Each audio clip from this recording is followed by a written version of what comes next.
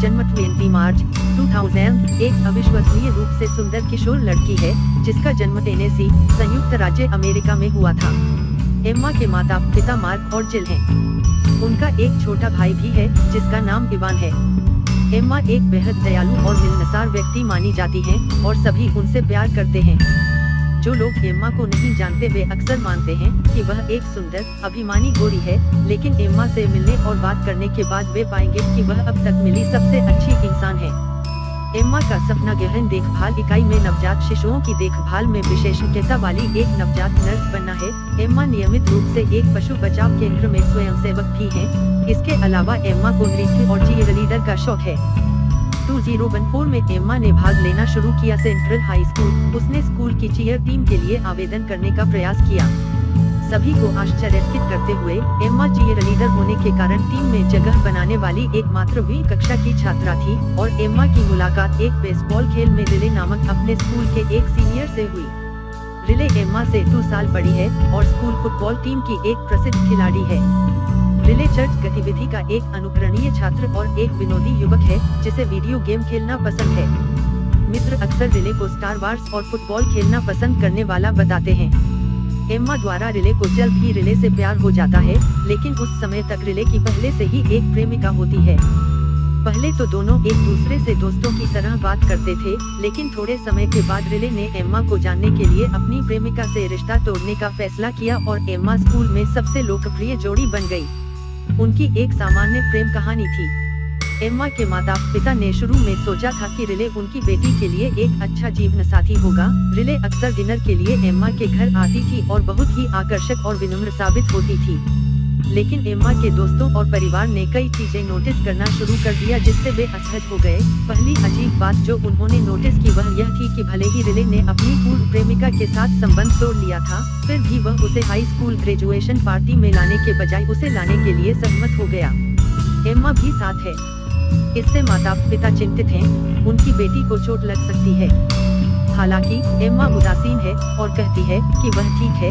यह स्पष्ट नहीं है कि एम्मा असली है या नहीं, ठीक है या नहीं, लेकिन अधिक से अधिक लोग रिले के अंधेरे पक्ष को देखते हैं। पता चला कि रिले बेहद नियंत्रित करने वाला व्यक्ति है। वह एम्मा को अपने वश में करना चाहता है।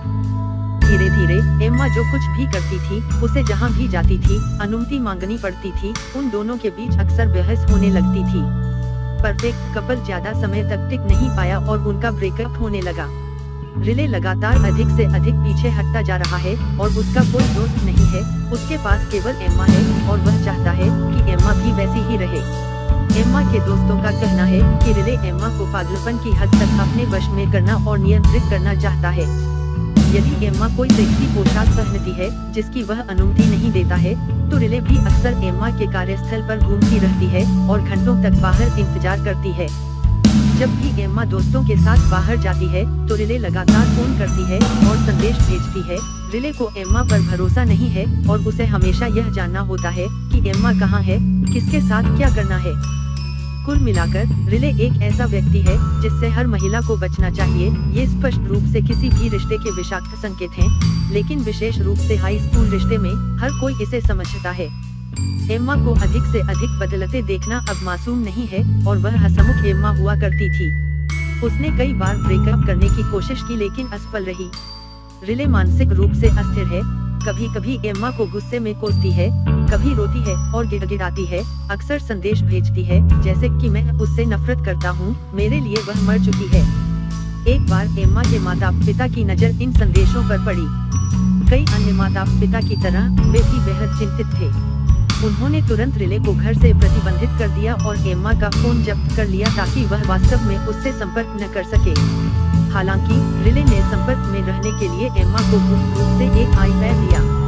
समय बीतता गया और एम्मा ने आखिरकार हाई स्कूल से स्नातक की उपाधि प्राप्त की और मेरीबू कॉलेज में दाखिला लिया, जो एम्मा के घर से लगभग आधे घंटे की ड्राइव पर था। इसलिए उसके माता पिता बहुत खुश थे कि वे अलग हो गए थे, लेकिन उन्हें गुप्त रूप से उम्मीद थी कि उनकी बेटी धीरे धीरे उसके साथ रिश्ता खत्म कर सकती है। विषाक्त प्रेमी। हालांकि एम्मा और रिले ने फैसला किया कि वे कॉलेज के बाद भी डेटिंग जारी रखेंगे। एम्मा के माता पिता असहाय महसूस करते हैं, लेकिन फिर भी वे अपनी बेटी की सुरक्षा के लिए सब कुछ करने की कोशिश करते हैं। उन्होंने एम्मा को स्कूल या चीयरलीडिंग अभ्यास के अलावा घर से बाहर निकलने से मना किया है। थोड़ी देर के बाद एम्मा फिर से खुश और खुश दिखाई देती है। उन्हें नहीं पता कि यह सिर्फ धोखे का आवरण है। एम्मा अभी भी रिले के संपर्क में है। थैंक्सगिविंग 2016 से ठीक पहले एम्मा ने कॉलेज में लड़कियों को रिले द्वारा भेजा गया एक फ्लर्टी टेक्स्ट संदेश देखा। एम्मा को लगता है धोखा दिया गया और बेहद गुस्से में उसने अपने माता पिता की अवज्ञा की और रिले के प्यार में पड़ गई, और फिर भी उसने इसे गंभीरता से नहीं लिया। जबकि वह हमेशा एम्मा से अनुचित रूप से ईर्ष्या करता था, वह खुद बेवफा था। इस बार एम्मा वास्तव में ऐसा करना चाहती थी, चीजों को खत्म करो। हालांकि यह आसान नहीं था। रिले ने धमकी दी कि अगर वह उसे छोड़ देती है और उसे बनाए रखने के लिए सब कुछ करती है तो वह जीवित नहीं रह सकता। हालांकि ऐसा लगता है कि इस बार एम्मा अपनी बात पर अड़ी हुई है और विषाक्त रिश्ते को खत्म करने के लिए दृढ़ है। ब्रेकअप के कुछ हफ्ते बाद 18 नवंबर को एम्मा रात करीब 11:30 बजे एक दोस्त के घर पर एक पार्टी में भाग ले रही थी। उसे अचानक कुछ गुमनाम टेक्स्ट संदेश मिले, जिसमें कहा गया था कि अपनी कार की चाबियां निकालो, अकेले जाओ, लव रोबोट मेरे हाथ में है। यदि आप उनका अनुसरण नहीं करेंगे तो उन्हें कष्ट होगा। एम्मा घबरा गई थी, लेकिन वह इतनी समझदार थी कि उसने अपने दोस्तों को संदेश देखने दिया। उन्होंने एम्मा को शांत किया और उसके साथ यह देखने के लिए बाहर चली गई कि क्या हो रहा है। इसी समय उन्होंने देखा कि सामने एक झाड़ी के पास एक आदमी जमीन पर औंधे मुंह पड़ा हुआ है। उस आदमी का घर रिले था। जागने लगा और भ्रमित दिखाई दिया। उसने कहा कि उसका अपहरण कर लिया गया है, जिसे उन्होंने बेहोश कर दिया, उसे एक कार में खींच लिया और उसे यहाँ तक पहुँचाया। एम्मा सहित किसी ने भी इस मिथक पर विश्वास नहीं किया। उसका मन उथल-पुथल में था। वह डरी हुई और असहाय दोनों थी। वह बस यही चाहती थी कि रिले उसे अकेला छोड़ दे। अगले दिन सुबह 10:15 बजे एम्मा ने देखा, काले कपड़ों में एक अजनबी को देखा। उसके चेहरे पर एक मुखौटा उसके घर के बाहर घूमते हुए। वह घर के पास पहुंचा और दरवाजे की घंटी बजाता रहा। एम्मा को डरा कर मार डाला। एम्मा घर पर अकेली थी। उसके माता पिता काम पर गए थे। डर के मारे उसे रिले के बारे में याद आया। वह मदद मांग रही थी। वह आया और कुछ नहीं हुआ।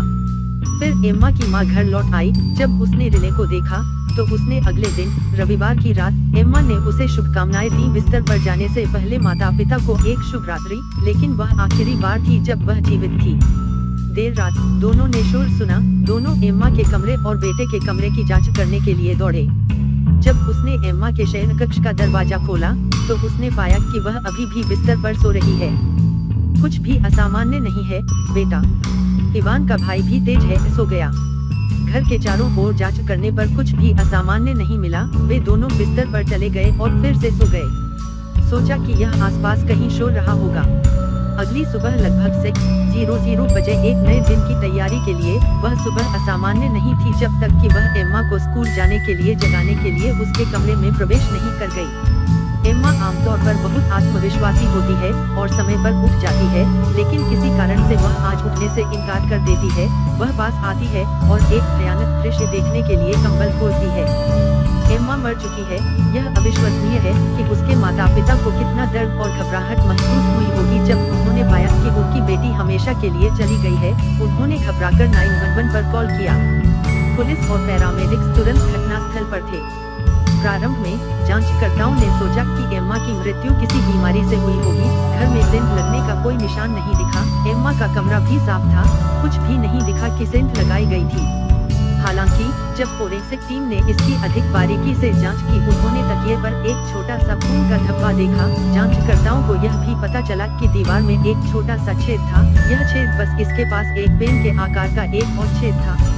एक और छेद था जिसके कोने पर जाहिर तौर पर 2 गोलियां लगी थी। उसका बिस्तर। रिले की मौत सिर पर गोली लगने से हुई। पुलिस का मानना है कि अधिकारी को कभी ऐसा नहीं लगा। घर में प्रवेश करते हुए उसने दीवार के माध्यम से अपनी बंदूक से गोली चलाई और एम्मा को मार डाला। जब वह बिस्तर पर सो रही थी तो उसे पता चल गया होगा कि वह कहाँ है। एम्मा के शयन कक्ष के साथ साथ उसके बिस्तर का सटीक स्थान भी। पुलिस ने सुराग के लिए एम्मा के रिश्तेदारों और दोस्तों से पूछताछ करना शुरू कर दिया। सभी संदेह रिले पर बदल गए, जबकि रिले एम्मा की मौत के बारे में फेसबुक पोस्ट करने में व्यस्त थी। शांति से आराम करो मेरे प्रिय। मैं तुम्हें हमेशा हमेशा के लिए प्यार करता हूँ। रिले के शोकपूर्ण संदेशों के बावजूद पुलिस ने तुरंत उसे पूछताछ के लिए स्टेशन आने के लिए कहा। रिले ने गवाही दी कि एम्मा ने उस रात उसका नंबर ब्लॉक कर दिया था। फोन पर बहस के बाद वह मर गया, वह रोया। घंटों कार में अकेले रहे, फिर बिस्तर पर चले गए। अजीब बात यह है कि पूछताछ के दौरान रिले ने एम्मा का नाम नहीं बताया, बल्कि केवल एम्मा को वह लड़की कहा। यह बहुत संदेहास्पद है, क्योंकि वह बहुत भावनाहीन और अलग-थलग है। हालांकि पुलिस के पास अभी भी उसे दोषी ठहराने के लिए पर्याप्त सबूत नहीं थे। यह जल्द ही बदल गया जब रिले के दोस्त एलेक्स और नोवा पुलिस के पास गए। एलेक्स और नोवा ने पुलिस को बताया कि एम्मा से संबंध तोड़ने के बाद से रिले बहुत ज्यादा नाटक कर रही थी। शनिवार 19 नवंबर को अजीब अपहरण के अगले दिन उसने अपने दादा से एक बंदूक चुरा ली और कहा कि उसे खुद को बचाने के लिए इसकी आवश्यकता है। फिर उसने पूछा कि अपनी उंगलियों के निशान कैसे हटाएं। एक बंदूक। कुछ दिनों बाद उसने एलेक्स और नोवा से बंदूक से छुटकारा पाने में मदद करने के लिए कहा और रिले ने बताया कि एम्मा की मौत से उसका कोई लेना देना नहीं है, लेकिन वह बंदूक को नदी में फेंकना चाहता था क्योंकि उसे चिंता थी कि पुलिस उस पर आरोप लगाएगी। अगर वे बंदूक के बारे में जानते थे तो वह अनुचित था। स्पष्ट रूप से रिले झूठा था, शायद वह बहुत पागल था। कोई भी एलेक्स और नोवा को तुरंत रिले पर संदेह हो गया और सच्चाई को उजागर करने के लिए पुलिस के साथ सहयोग करने पर सहमत हुए। अगले दिन नूह और एलेक्स वीडियो गेम खेलने के लिए रिले के घर गए। उन्होंने ऐसा करने की कोशिश की कि आराम करे और यथासंभव सामान्य रहे। रिले को कम ही पता था कि उसके दोस्त वास्तव में माइक्रोफोन पहने हुए थे और एक छिपा हुआ कैमरा ले जा रहे थे। अंत में जैसे ही एम्मा के बारे में बातचीत शुरू हुई, रिले ने फिर से इनकार कर दिया कि उसका एलेक्स के साथ कोई लेना देना है और नोवा ने भी इसे झूठा बताया। रिले ने कहा कि वह चाहता था कि दोनों दोस्त पुलिस से झूठ बोले कि वे ड्रग्स ले रहे थे, इसलिए इस तरह के झूठे शुरुआती बयान दे रहे हैं। एलेक्स और नोवा ने रिले द्वारा कही गई बातों से सहमत होने का नाटक किया। पर्याप्त आत्मविश्वास महसूस करने के बाद रिले ने कहा कि वह चाहता है कि दोनों दोस्त उसके साथ आए। बंदूक को तितर-बितर करने के लिए फांसी न दी। बेशक एलेक्स और नोवा सहमत हुए। तीनों एक पार्किंग स्थल की ओर चले गए। नदी के पास एक काला कचरा बैग लेकर रिले ने दस्ताने पहने और ध्यान से कचरा बैग बाहर निकाला फेंकने के लिए। इसी समय पुलिस अचानक प्रकट हुई और उन्हें पकड़ लिया। कहने की जरूरत नहीं कि रेली कैसे दंग रह गई। जब उन्होंने कूड़े के थैले की तलाशी ली तो पुलिस को एक बंदूक, दस्ताने और उसी प्रकार का एक काला सूट मिला जो अजीब आदमी ने रिले के घर के बाहर पहना था। पुलिस के मरने पर किसी को आश्चर्य नहीं हुआ। पुलिस ने स्वीकार किया कि रिले ही है एम्मा की हत्या का अपराधी।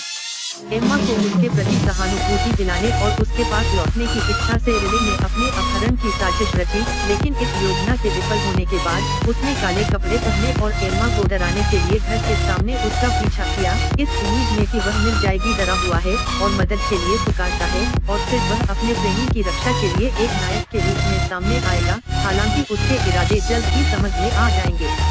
मई 2018 में रिले का मुकदमा शुरू हुआ। रिले के बचाव पक्ष के वकील ने तर्क दिया कि यह जानबूझकर की गई हत्या नहीं थी, बल्कि आवेग का कार्य था। रिले ने भी जानबूझकर हत्या की बात कभी स्वीकार नहीं की। उन्होंने गवाही दी कि उन्हें नहीं पता था कि गोली दीवार से पार जा सकती है और जान ले सकती है। एम्मा, वह बस एम्मा को धमकाने के लिए बंदूक का इस्तेमाल करना चाहता था, जिससे वह डर गई और उसे सुरक्षा के लिए उसकी ओर देखना पड़ा। यह ठोस नहीं था। अभियुक्तों की जोड़ी का मानना था कि रिले को एम्मा के बिस्तर का स्थान पता था। उसने सिर्फ डराने के लिए नहीं, बल्कि उसके बिस्तर के हेडबोर्ड पर 2 गोलियां दागी। 1 मई 2018 को रिले को प्रथम डिग्री हत्या का दोषी पाया गया और 50 साल जेल की सजा सुनाई गई, जो कई लोगों का मानना है कि यह हमारे आसपास हर दिन होने वाले दुर्व्यवहार और भावनात्मक शोषण के अनगिनत मामलों में से एक है। हम में से प्रत्येक को, चाहे वह पुरुष हो या महिला, एक विषाक्त रिश्ते के चेतावनी संकेतों को पहचानने पर ध्यान देने की आवश्यकता है। सबसे विशिष्ट संकेतों में से एक यह है कि जब आप अपने प्रेमी द्वारा नियंत्रित होते हैं, तो अंगूठे का नियम निर्धारित करें। आपको उसकी बात माननी चाहिए। रिपोर्ट, आप जहां भी जाएं सब कुछ अनुमति लेकर किसी के भी साथ खेलें। दूसरा संकेत यह है कि आप अलग-थलग हैं। आपके सामाजिक रिश्ते धीरे धीरे संकुचित हो रहे हैं, यहाँ तक कि आपको केवल एक व्यक्ति पर भरोसा करने की जरूरत है, वह है आपका प्रेमी। तीसरा संकेत है जब आपका प्रेमी हमेशा आपकी आलोचना करता रहता है, आपकी भावनाओं को नकारने से आपको अपने बारे में सवाल करने में बुरा लगता है, सही गलत का निर्णय करने की आपकी क्षमता। चौथा संकेत तब होता है जब कोई जीवन धमकी देने वाला प्रेमी कहता है कि वे तुम्हारे बिना नहीं रह सकते। ये लोग जहरीले आत्ममुख हैं। वे आत्मप्रेम को उस प्यार के रूप में लक्षित करते हैं जो उनके अंदर आपके लिए है। वे आत्मनिंदा करने वाले लोग हैं, लेकिन बाहर से वे सबसे भावुक, रोमांटिक, आकर्षक व्यक्ति हो सकते हैं जिनसे आप कभी मिले होंगे। हालांकि आपको आश्चर्य होगा, क्योंकि जितना अधिक आप उनके साथ रहेंगे उतना अधिक थका हुआ और पीड़ा महसूस करेंगे, और अधिकांश समय आप नहीं जानते कि क्यों।